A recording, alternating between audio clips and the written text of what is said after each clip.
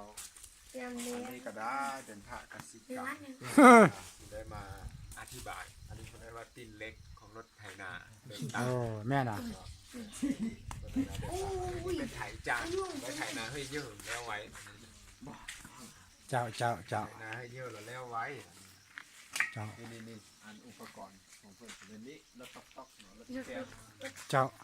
ไถนาเดินตาม เจ้า ทอด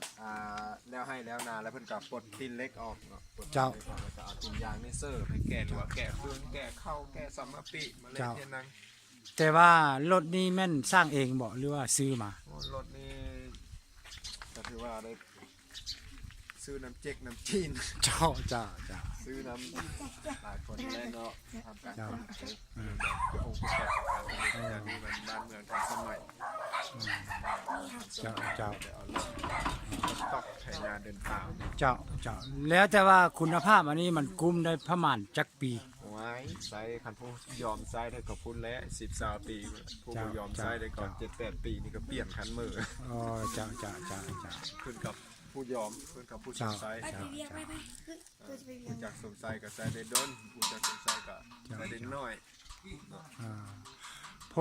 ผลประโยชน์ของมันนี่แม่นเฮ็ดได้แต่นาบ่หรือว่าเฮ็ดอันใดเด้ หลายรถอันนี้นะผลประโยชน์แล้วฮอดยามให้ยามนาก็เอาไปเฮ็ดให้ไถนาคาดให้คาดนา